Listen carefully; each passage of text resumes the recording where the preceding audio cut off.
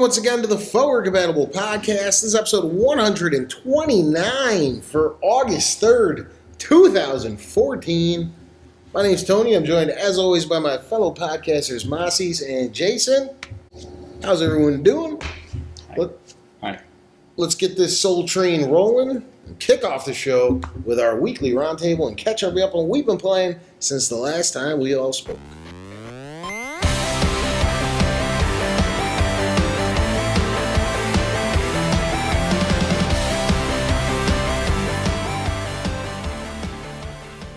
And with that, we're going to let Moss take it away because he's probably got about 5-10 minutes worth of. I played Zelda this week. A lot of it. This past week was our Zelda Dungeon Marathon. So That's why we were live there last week. Last Sunday, which I still have to put up the recording.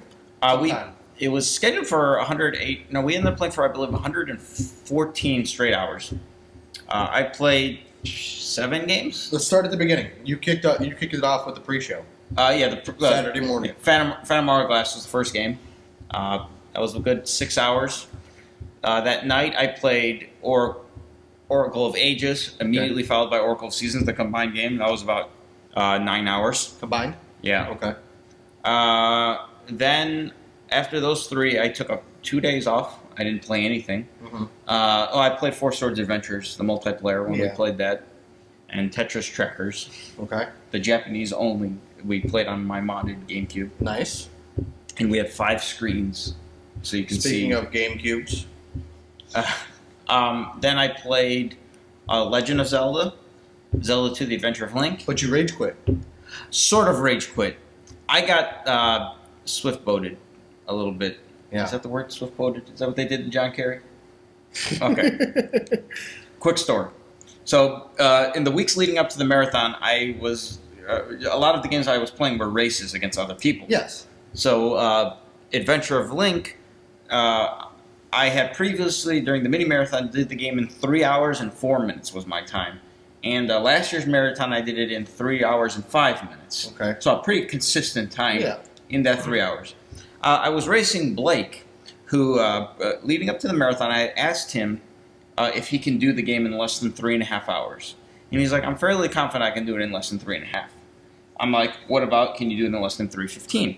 He's like, I'm not sure, I think so. Okay, so at this point, and then some of the other games I was playing, the guys I was competing against had much better times than I did. Mm-hmm. So I spent a lot of my time, I also played Link's Awakening. So I spent a lot of time practicing Link's Awakening, Oracle of Seasons, and Oracle of Ages. Yeah. So the end result was Oracle of Ages and Seasons and Link's Awakening were all races that ended within 5 to 10 minutes. So they were good competitive They were races. consistent. Yeah.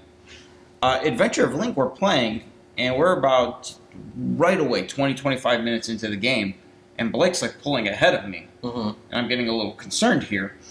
And I started playing a little more risky. I wasn't playing as conservative. I wasn't, that's like an experience-based game. You have to. Yeah.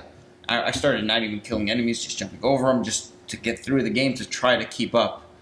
And it became apparent that, and he was doing some tricks that I wasn't aware of, and doing things like a little out of order. And furthermore, like I was telling him about my strategies, and he's like, "Oh yeah, I already know your strategies. I watched your videos from my marathon last year." And my mini marathon, so he did opposition research on me. Yeah, and I'm like, my goodness. So then I started I was playing I wasn't as high leveled where I should be at certain stages later in the game, and I started dying because I was just not prepared. And then it got to the point where I fell behind to the point where it was insurmountable for me to come back. Yeah, around the 4th palace. Yeah, it became apparent that this race was lost. So I'm like, all right. I conceded. Rage quit, you used the term you'd like. After the game, after I left, I asked Blake, I'm like, what's your best time? He said an hour 59. Yeah. So he knew my best time was 3 hours and 4 minutes. And he knew his best time was a full hour and 5 minutes better. And didn't tell me, which prevented me from practicing, which made it not even a fun race. Yeah. Yeah. I felt I got cheated. But this was like 9 in the morning, and everybody was passed out sleeping. It was just him and I awake. And me and Mosley, we just went and got lunch. I'm like, all right, you want the victory, you can celebrate it just by yourself. So enjoy your alone time. Yeah. And then Excellent. we played A Link to the Past. Yes. I participated in the 7-person finale. 7 stream, like all 7 inputs were on a single stream. Here's the best part. Like, right before Moss calls me, he goes, "Have you been practicing?" I said, "Not at all." I'm like, great. He said, "Great." Okay. So it was myself and his friend Vic, which we were affectionately called the B team, essentially. Like, we were not playing competitively, you know. So what happened is within the first half an hour of the game, me being in last place, there was a $75 donation that came through, which effectively put me in first place. Yeah, Okay? it caused the first place and 7th place people To switch. Permanently. So just to give some, like the fans were able to donate and affect the gameplay. Uh-huh. So they can hurt or harm people, and they chose to flip So- 1st and 7th. As we were getting set up, when Trevor, who was on the show last week, was setting everything up, first off, my name was Tony.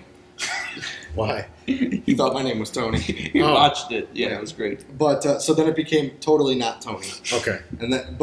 So he set it so that myself and Vic would never be the main screen, which is fine. But then I took over first place. So now I'm bumped up to the main screen. Vic, who hasn't played the game in over 10 years, Since the 90s. absolutely dominated. Was in the top 3 for a good portion of the game. Yeah. Never on the main screen. It came to a point where, as like last year, they raised X amount of dollars to send Moss and Blake, who were the number 1 and number 2 players, out to buy White Castle. They had to go get us 2 crave cases. Nice. While they were gone, we were allowed to screw up their games even further. But at that point, once they left, I put down my controller and started messing with everybody else's stuff. Because Andrew Dillon was trying to work it out where he was going to pull, where I could switch from last place, which I was significantly further behind with Blake. But we were unable to pull it off in time. But that was the inside strategy. Is then I was going, like, literally when he was fighting Ganon. Like the end boss? When he was fighting Ganon, he was going to pull the switch, but it just didn't work out. Thank you anyways, Andrew Dillon. You contributed great to it. You kept Benny very upset throughout the entire stream. Hashtag Team Forward Compatible and hashtag Tony Chow were filling up the chat. In total, how much did Zelda Dungeon raise? I think we ended up raising 5,500, 56. 5,600. Okay, so he knows more than me. But I would just, but yeah, so, and... It was fun. It was a good time. It was. What'd you play? I started an older game that was on sale Link to the on Past? PlayStation, a game called Sound Shapes. And my God, if you are in the PlayStation ecosystem at all, pick that little gem up. It's like $7 or $8. It is brilliant. This little blob, and given if you hold on to stuff, you stick to everything, but you can let go and unstick, and it's essentially a puzzle platformer, and it's like a race against time. And you collect these little blips, and they make the music start playing even more and more and more. And they actually got like big bands to create the music, like Beck and stuff like that. So it's very similar to Patapon, yes? On the PSP? No. Vocally, yeah. Like sound-wise, but gameplay, not even a little bit. Oh, okay. And now I'm in this thing called Death Mode, which I think you would absolutely love because it is old school arcadey, and it's almost like Super Meat Boy, where you have to like complete something in like 30 or 40 seconds, but you're gonna die hundreds of times trying to accomplish it because you got to find like the perfect way to do it and how to. And the thing is, it constantly changes it, so there's no memorization. Like all the spawn points change literally every time. It's randomly generated, so you can't go like, oh, let me jump here and then jump here, and then you find out that you have to hold a half a second to avoid the enemy. So then you figure that out and you slowly go piece by piece. It doesn't work out like that because it's different every time. So it's really hard and it's really fun. It's a cool game. Very nice. I've been doing that pretty much all week. Nice. Well, that'll conclude our weekly roundtable, which leads us into another segment of Half-Assed News. News, half-ass style.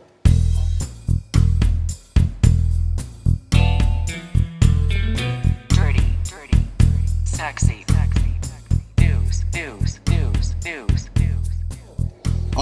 going to start the week off by explaining a little bit of what's going on here. Obviously, there's this big white wall back here.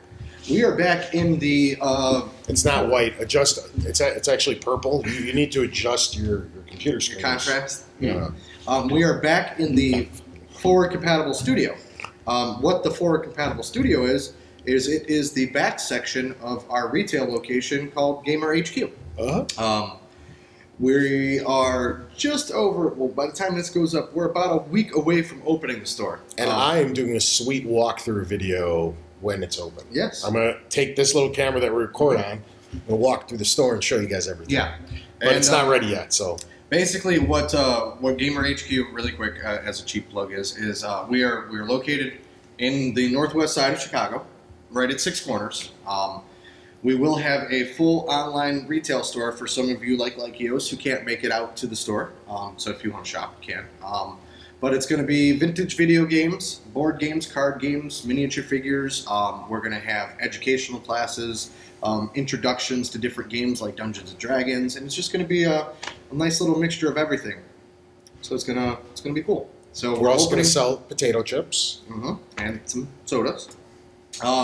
And so we're scheduled to open the week before, or the week of Gen Con. Also, if any of our listeners are going to Gen Con, I'm going to be there all 4 days. So go slap them. Hit me up on Skype. Literally. Yeah. I will videotape it just to, hit me up on Skype. And let me know if you guys are coming out. If you are, I'll more than gladly to meet up with you guys. So that was our first news story because it's kind of a big deal. And fans, if they live in the Chicagoland area, please, by all means, stop by. We will let everyone know we're going to have a grand opening party probably the week after Gen Con. So like 2 weeks into the store. And then they could actually technically come and watch us record whenever you guys want. Sunday afternoons. We will be here in the studio, in the store, recording the podcast live. Purple wall and everything. So that's going to bring me to another not-so-quite video game-related news story here. More half-assed news! Some serious half-assed news. We're Ninja Turtle fans. Yes. How do you feel about Ninja Turtles? I love it. Okay. I'm totally going to go see it next week. That's what I was going to say. Ninja, early reviews... Ninja. Are decent? Early reviews of Michael Bay's version of Teenage Mutant Ninja Turtles are actually good. Wow. Yeah. Okay. I was expecting single digits on the tomato. By hardcore Ninja Turtle fans that they've shown the... Oh, wow. That's even better. Yeah. So maybe the most with exception, I've got the biggest complaint that everybody said besides... Megan Fox and the mouths. Yeah, exactly. Had to be, but everything else is awesome. From what I've heard, Johnny Knoxville does a really damn good job as the voice of Leonardo in the movie. And since you were singing Ninja Rap, there is, right now, out there in the interwebs, a brand new Ninja Rap. It's called Shell Shocked. Is it in the movie? It's in the movie, and it's done by Juicy J and Wiz Khalifa. I don't know why people are surprised. Johnny Knoxville's a really good actor. He's a dumbass on Jackass, but that's the point. Yeah, he was he's in a lot of movies. He's a really good actor. I can't really think of many movies he was in, but I know he was in that movie with Schwarzenegger. He was in Dukes of Hazzards. He was really good. He was in. He's in Walking Tall. Yeah, with The Rock. He's good in that as well. Even Bad Grandpa, if you watch it, as stupid as the movie is, the conclusion of the movie kind of tugs on your heartstrings a little bit. I don't want to. I mean, the movie's old, but it's not that old. You got to check it out. Bad. Yeah. So, with the news that it's actually going to be decent, you already said I will see it for sure. Tony? Oh, I'm seeing it. I love Turtles, man. I'm going to go see it. And I believe that comes out next Friday. I liked everything Turtles except for number 3, the one we don't talk about. Yeah. And even that was... The one where they go to Japan? Yeah.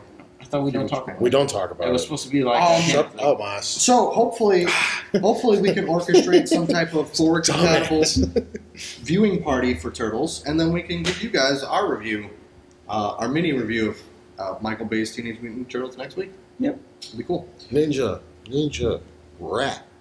Go. Go, Ninja, go. On to some gaming-related news here. Microsoft! They're going to Gamescom. Nope. No? So this news story that you told me is nope. a lie? Supposedly, their press conference is going to be huge. Yeah, this is of course the man, the myth, Phil Spencer came out. The Not quite the legend yet. the savior. Well, soon enough, good sir, the savior of the Xbox brand, if you will. He came out. He's like, "Oh my God, do we have some sick surprises for you guys coming at the Gamescom?" Gamescom, of course, I think is August 22nd, Something like that. uh, That's the one over in Germany. Cologne. Oh, Colon. Gamescom. Yes. Thinking Gen Con. No, And, that's Yeah. 2 weeks. Yeah, That's card games. that's the big one. That's E3 in Europe. Yeah, European E3. The second biggest video game conference all year. Probably in the next 5 years, it'll overtake E3. Sheer foot traffic and volume of people there, it's already 3 times as large. Means Moss is open to going to the public. Germany soon. Like hundreds of thousands of people show It's up open to there. the It's public. ridiculous. Yeah. So, but they have they didn't even go last year, did they? I don't remember. And I think Sony was the only one that showed up. I think Microsoft and Nintendo opted out last year. So, and he says they got some sick surprises. Let's have the rampant speculation run wild right now. We'll start with Moss. They say they're gonna have some sick surprises. First thing that pops into your head from Microsoft, what are they gonna show?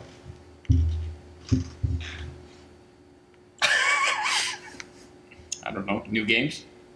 Pick a title that you know that they haven't shown yet. What are they gonna show? I can't pick it because they haven't shown it yet. New IP. Okay, Moss has a new IP.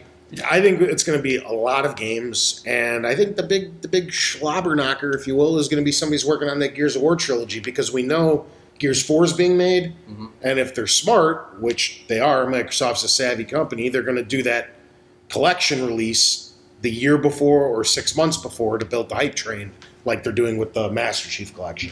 Okay. And I also wouldn't doubt, I think it's too early. I think this would be a good filler in between Halo 5 and Halo 6. But I wouldn't doubt we get a second collection with Spartan Assault, ODST, Reach, and Wars. They won't announce that before.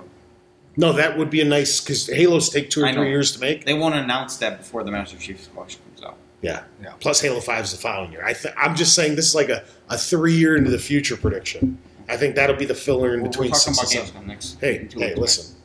Get your facts together. I personally think at Gamescom we'll see a Halo-branded Xbox One that will include the Master Chief Collection. It's all in one package. That's a terrific idea, sir.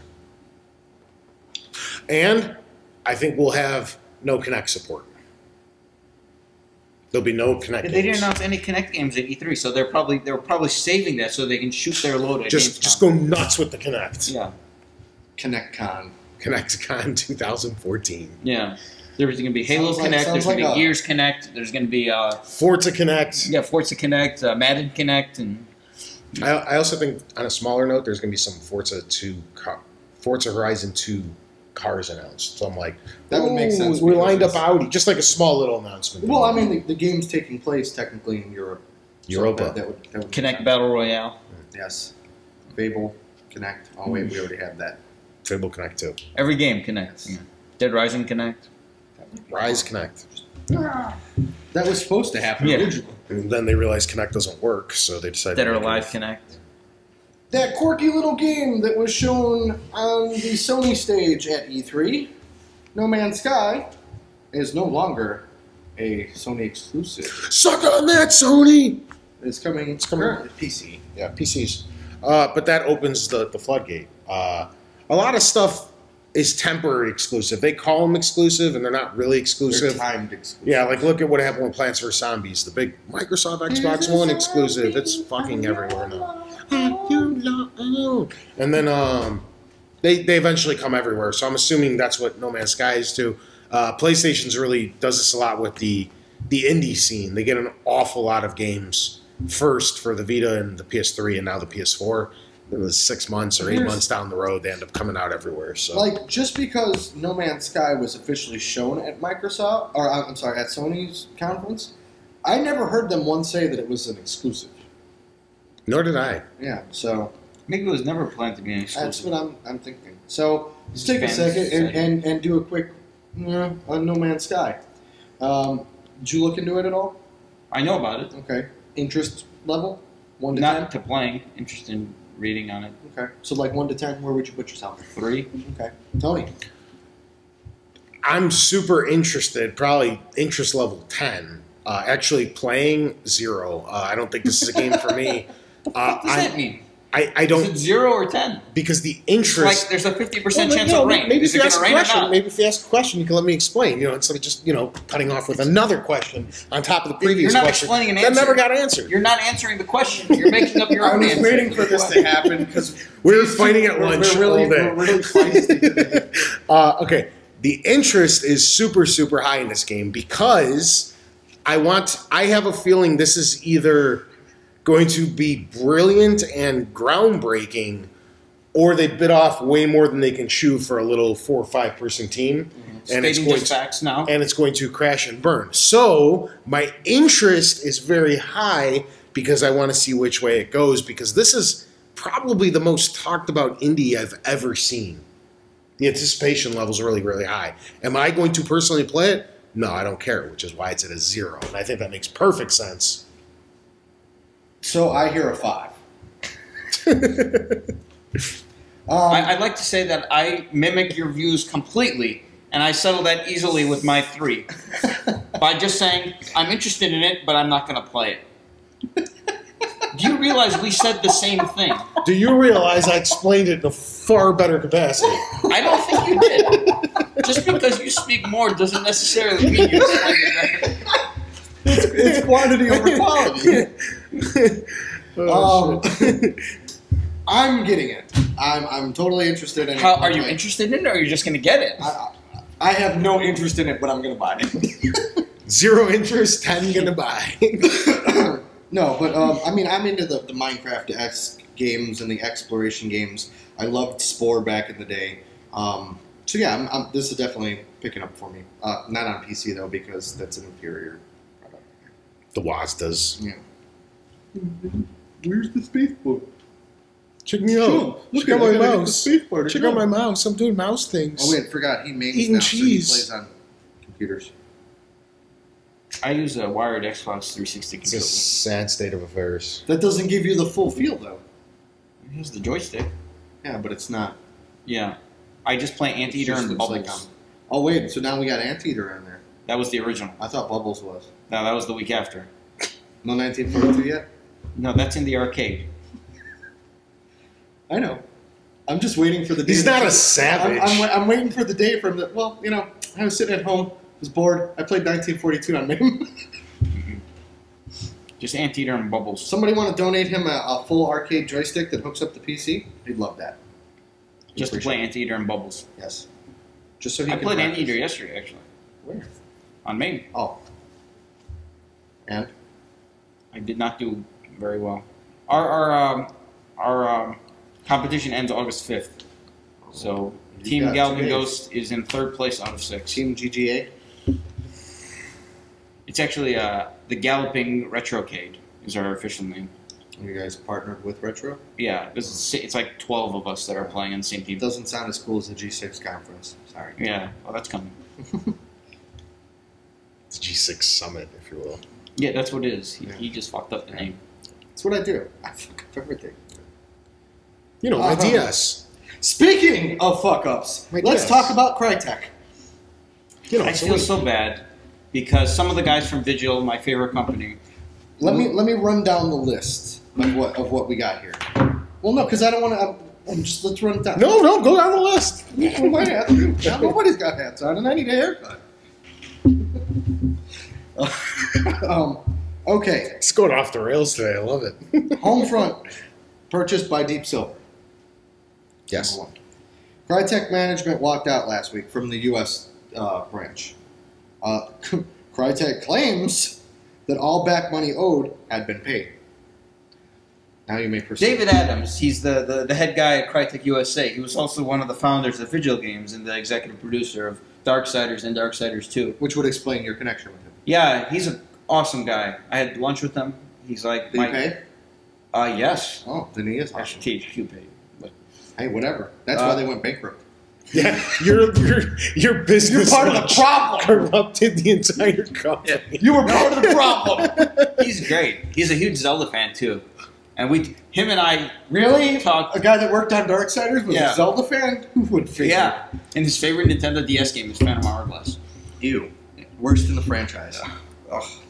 But so he walked out because he was not being paid. He just left a week ago. Yeah. Now to further that, the game that he was working on got transferred from Crytek USA. Now they're making it in Frankfurt, Germany, and they laid off some of the people, and furthermore, they after laying off some of the people making the game, they then offered that the people working on the game from Crytek USA could apply and then work on the team in Germany.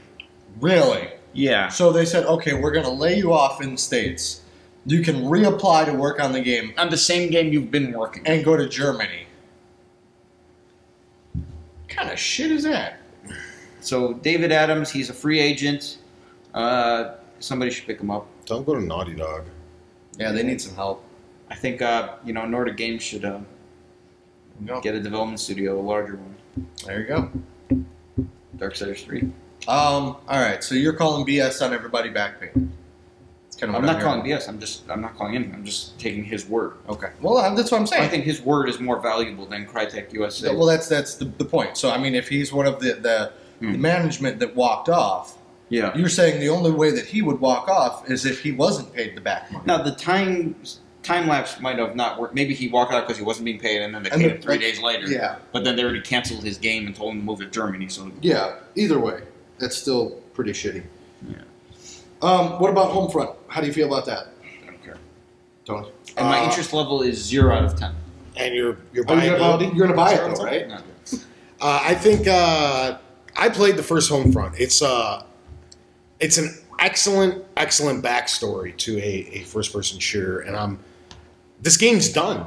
Mhm. You know what I mean? So it was obvious somebody was going to pick it up. Deep Silver ended up grabbing it, so now they're owned by a German company. I think Deep Silver is German too. This was at E3 Homefront too. It was playable. Was it? Well, it was done. I think it's been done for quite some time. The game didn't go gold yet. It was still going through QA, but now it's done. The first one was a lot of fun. Really short campaign, but it's very cool alternate history. Like if Korea ended up actually stabilizing during the Korean War, and they joined up, and they kept going progress-wise, and ended up becoming the world's superpower. What would happen Is that the one if where, communism basically took like, over? It's really cool. you kind of like, you kept playing and you were like, I want to say this was the review you gave. You're like, I don't know why I kept playing it, but the last portion of the game got really good. No, that was Spec Ops. The first couple hours sucked, and it got so good later that I enjoyed it thoroughly. Whatchamacallit, Homefront was... It's basically you're playing in a North Korean, keep in mind, controlled, communistic United States of America. Gotcha. And that's... I know you played both of them. I remember the one review that Spec Ops was the one. It starts really Homefront, slow. there was something weird about like going through the doors. Was it? No, Homefront. I don't know. Weird thing where like you had to hit the action button to open the door or something. I don't remember. I think Mark was talking about it. Anyways, how do you feel about the issues with the management leaving Crytek USA and Crytek supposedly claiming that everybody was paid? Well, Crytek's, they're also German. Yeah. So, I mean, if they're not passing the money along, it's not management's fault. And I'm sure they feel shitty, too. They got all these people they're bossing around, and they have promised paychecks, as they do. Management doesn't own Crytek either. They're just the overseers. They're employees just like everybody else. And if they're not getting paid, they're going to feel bad for their employees who are under them who are not getting paid. And people just started walking out. I wouldn't stay at a job if I didn't get paid. What are you staying there for? Yeah. Like on the faith that one day maybe you'll get your money back? If the paychecks stop coming, I will leave any job. Final question I've got for you, and then we'll wrap up half-assed news here. A, do you see Crytek going the way of THQ? And the follow-up to that is where do you see them in 6 months?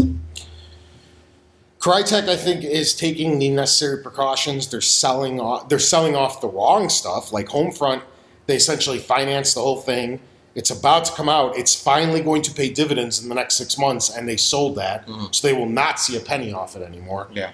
They should have sold stuff that's 2 or 3 years down the line, but that's up to them. So they're taking steps to ensure their survival, which I think THQ was a little too late to do. Yeah. So they didn't sell off anything. It all went to liquidation. So I think they're learning lessons from what happened to THQ. Whether or not it pays off remains to be seen, but yeah. Where you see them in 6 months? They recover. They still struggling. Right around where they are now, where there's a lot of rumors coming out. Some stuff will get better, some stuff will get worse, and yeah. Interesting. How about yourself? Ultimately, I have this gut feeling that they're going to go the way of THQ.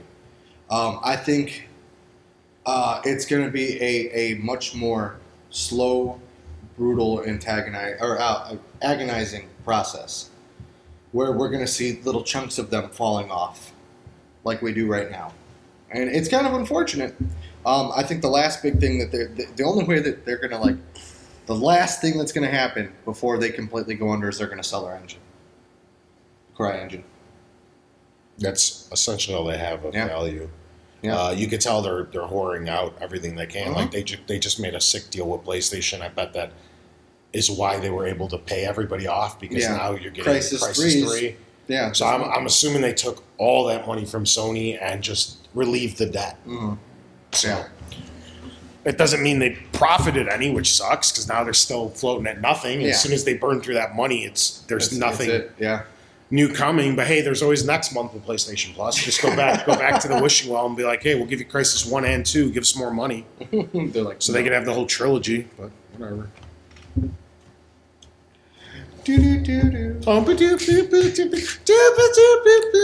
Okay. Tony's topic of the week. So, Moss had to leave. I don't want to address it as it was happening. He's got some stuff and things, as it were. So we had this something that's pretty near and dear to me and Jason's hearts, being as we both employed by video game retailers. A certain video game retailer has a big announcement this past week. They are releasing, GameStop, of course, releasing their own variation of a credit card. Yeah. Now, there's some pros and a ton of cons. Actually, one pro I can think of, and everything else is essentially a con. The one pro is where I'll start because it's easiest to get through. For people who have very poor credit, you are pre-approved if you have a power-up card. So essentially, if no one will give you a credit card, you can spend $15 for a power-up card, and you are approved. You now have a credit card through GameStop. You can make a couple small purchases, pay them off immediately, and start rebuilding your credit. Yeah. That is the only pro with this. Everything else is essentially a con. Well, let's delve on that a little bit. Let's explain before we get into the cons. Okay, a lot of major retailers, Walmart, Target, Best Buy, those are the three that I can think of off the top of my head. I'm sure like JCPenney, or not JCPenney. Menards has one, Home Depot has one. You can, most places offer two types of cards. You have, we'll take Target for example. They have a in-store credit card, which deducts directly from your bank account. It does help build credit, but then you have your Target Red card with the little Visa logo and all that fun stuff on there. Yeah, which can be used anywhere. I'm not sure exactly which route GameStop is going, but with the proposed interest rate of 26.6% which is outrageous. For anyone who's under 18 that doesn't know anything about credit cards yet, that is like triple the going rate. Yeah. Double easily the highest rate credit card I can think of. which would be floating at 15, 16%. Yeah. And this is nearly 30. I'll put it to you this way. About 10 years ago, I screwed up my credit a little bit, made some purchases, didn't pay anything off. The bank, the credit card company did not cancel my credit card, but they jumped my interest rate to 29.9. At that point, I canceled it. I'm like, I'm not that dumb. Anyways, so yeah, this is a super, super high interest rate. And I get, like what you were saying, it's anybody who has a power-up card is pre-approved, and that's awesome to an extent. But here's a little tip coming from somebody who's had to rebuild their credit before. You can go to your bank. Most banks do this. Chase, Bank of America, big chain banks, and you give them X amount of dollars, for $200. instance, $300, and they give you a $500 line of credit, and it's a builder's credit card, and it helps you build back up your credit, as opposed to going out and getting a credit card with such insane interest rates like GameStop is offering. The card is fine if you don't make minimum payments. If you charge $60 on the GameStop card and at the end of the month you get your $60 bill and you pay $60, it's just like any other credit card. Yeah. It affects you in no way, shape, or form. Credit cards, I don't think anyone doesn't know, but just in case you don't, real quick, say you ring up $300 in whatever, they have something called a minimum payment. So you bought $300 worth of stuff, but this month you only owe $15. Now, on the remaining $285, they charge interest on it.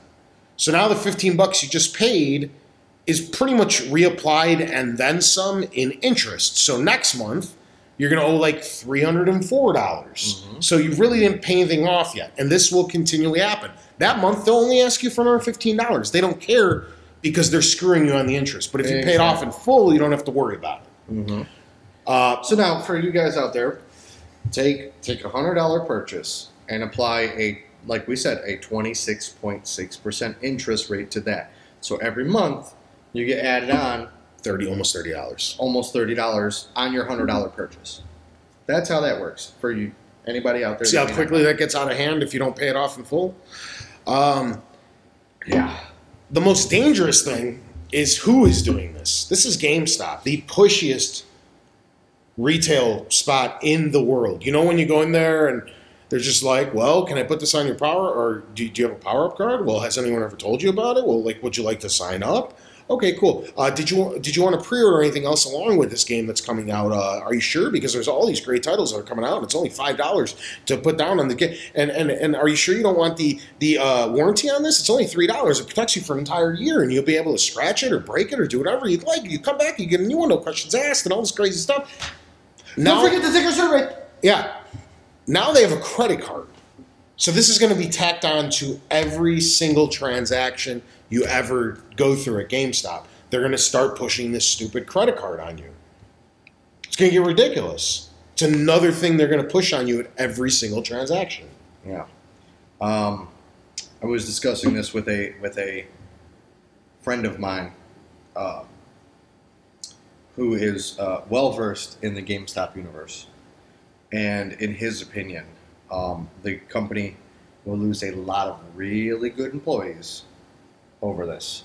Because the way that it works is if we don't push that product onto you, the power-up cards, the pre-orders, the warranties, You lose your job. you get in trouble for not pushing this stuff on people. And it's just, here's the whole shebang. And I told you kind of I mean, unfortunately, if I burn a bridge, it's unfortunate, but the reality is I've worked for the company on and off for about 10 years. The environment has changed drastically so. You walk into just about any GameStop, and I want you to take a look at how there's literally a cattle line. And what I mean by that is look up on YouTube how they herd cattle through the fences in lines. You're no longer allowed to just wander the store and shop. You're herded in a very specific direction to into the store, all the way to the back, around, and down to the counter. Look at the layout of it. So not only are they forcing you to move in a specific direction, then they have strategic marketing to catch your eye in those specific sections. Then you're approached by an employee who has to push all this crap on you. Or he gets in trouble. Don't ever get mad at the employees. Get mad at GameStop in general. Yeah. These people, these poor guys who just like video games and are making $8, $9 an hour. And they thought GameStop would be a cool job, and they got kind of wrapped up in the environment. They'll lose their job, or they won't get hours. Yeah. They'll penalize you by just not giving you shifts if you don't push all this crap. So never, ever, ever get mad at the associate. They're just trying to keep their job. Yeah. Write letters in those little surveys they tell you to take. Send that crap to corporate. Give the employee, if the employee does a great job, give the employee a good survey. And then it has that little additional comment section. That's blast tear them apart. Be like, I can't believe you guys make them be this pushy. I cannot believe they have to do all this crap. And I've never been broad. Like, I'm just trying to buy this one thing. Yeah. There shouldn't be this much product pushing and all that. Well, feel free to go nuts. Yeah, I mean, that's literally what it is. That's how they'll get the message. You know. I mean, sorry, go ahead. I just wanted to go off. And I mean, and like Tony said, there's a lot of GameStop hate out there, and it's misdirected at the store level, at the employees. Sure, you may get the occasional asshole. Oh, there's assholes everywhere. You may get, during Christmas time, that store manager that's required to work 6 days a week at 10 hours a shift, okay, from open to close or whatever the case may be, being a little snippy. That's fine. That happens anywhere you go. But most of this stuff comes down from corporate people that have never worked a day in a store ever. Back to the credit card. I don't want to get too far off. I don't know. I mean, I don't have too much to say about it, except it's another. It's dangerous. Yeah. Because they're going to be credit cards to 18-year-olds are dangerous in the first place because they don't have too much concept of what's going on. Oh yeah.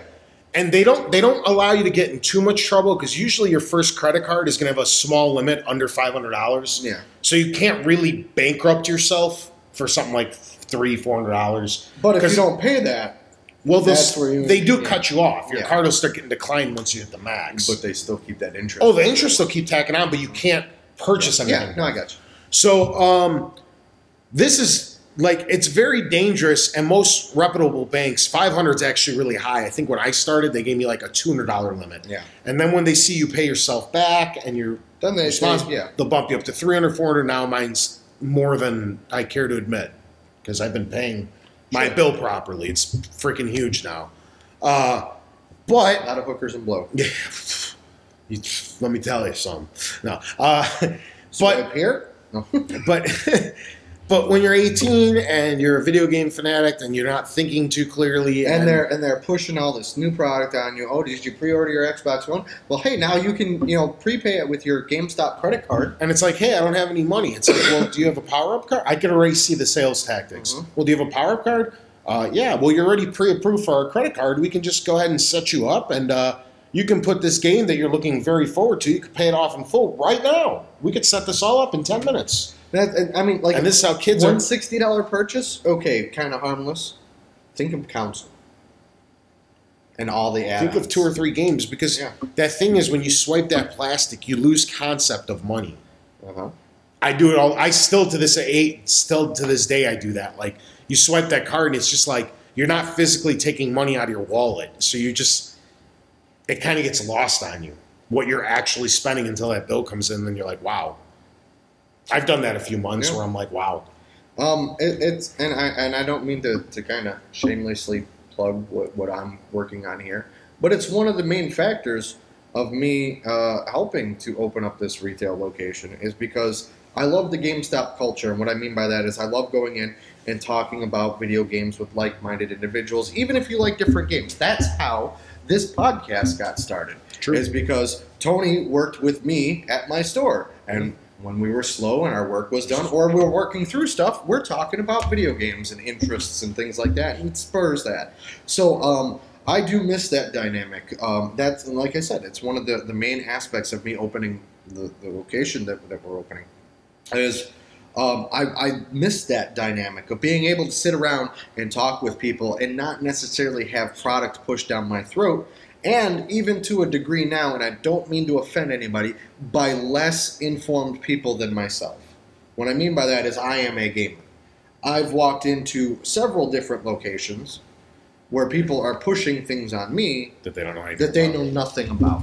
This happens to me all the time because retail people are always trying to be helpful, but there's very few things that interest me that I spend a lot of money on that I don't know more about the associates. Whenever I buy a car, there's nothing the car salesman's going to tell me that I don't know. When I buy tools, there's nothing that the 16-year-old kid just scanning stuff at the store is going to tell me that I don't already know. Yeah. Car parts, same thing. When I need help, I'm never afraid to ask. If I'm going to buy clothes for my sister or something, what the hell do I know about women's clothes shopping? Baby shower. Or a baby shower. Perfect. I go in, I'm more than happy to ask the girl behind the counter, hey, what do 20-year-olds like right now? Because I don't fucking know. I'll ask you because you know more than me. But when I go in there and they're like, well, you don't really you need to, no, you don't know what the fuck you're talking about, actually. Leave me alone. I'm already here. I'm ready to buy. The companies along the way somehow think they figured out, like, that being that pushy upsells. Yeah. Like, if somebody walks into a video game store, they're ready to buy video games. They're going to spend money. For the most part, yeah. I mean, obviously, you get the kids and stuff, but those kids that come in and just hang out for a couple hours turn out to be some of your most loyal customers that will return to you year after year after year and eventually may turn out to be some of your best employees, too. And they also end up dragging their parents there. They may come in, hang out, see a couple games, leave the store, come back 45 minutes later, and their parents are there, and they're a lot quicker about it. They're like, fine, grab the 2 or 3 games you were telling me about, let's pay and get out of here. Yeah. Or, I mean, even on certain levels where I've got, you have the parents that then engage with you. Oh, is this okay for him? He came home talking about it. Yeah, you already had that conversation. But yeah. Long story short, don't take it out on the employees. Yeah, don't take it out on the employees. Take it out on the corporate office. Fight Club. Final thoughts. Let's wrap this bitch up. You gonna get one? A GameStop credit card? No. I have 2 credit cards, which is my Max. One I use for the business, which the landscaping company that I have, and that's all expenses. And one's my personal one. The limit, I have amazing credit. I do. I always pay everything off, so my credibility's fine. So I have no need to take on second and third cards. Yeah. Also, I'm 29 now, so I've had credit for 11 years. Very good credit, and they pretty much annually raise my ceiling, and I've never even gotten close to it the last 6 or 7 years, and it keeps going up. Yeah. So there's no need to take on a second card. I have 1 card. I can't spend that much. I can spend that much in a month, but it won't happen under normal circumstances. And I'm touching Jason's leg. I hope that camera picked that up. Yeah, it was pretty hot. And there's just no need anymore. I have 1. I'm happy with it. The limit's high, and everything's realistically fine. For me, if this was like the Target Red Card debit card, the way that works, again, is it's linked to your bank account. But anything I go into Target and I swipe my card and buy, there's no interest rate on it because, again, it's linked directly to my debit card, or to my bank account, I should say. But anything I swipe or anything I buy, I get 5% off. I get free shipping online and stuff. If it was like that, I'd probably do it, realistically, because I'm going in there and I'm swiping my normal debit card anyways, So if it was just a GameStop branded debit card that worked with my bank account and it had some benefits to me, like 5% off on my purchases, free online shipping, and blah, blah, blah, and it's going to keep the employee from bugging me about it, I'd probably do it. Will I apply for a GameStop credit card with the rumored 26.6% interest rate? Hell no. Yeah, I agree. All right, guys. Hope you enjoyed that little discussion. I know it's a little different than what we usually do, but it needed to be done. So thanks for tuning in, guys. Catch us next week, same time, same place.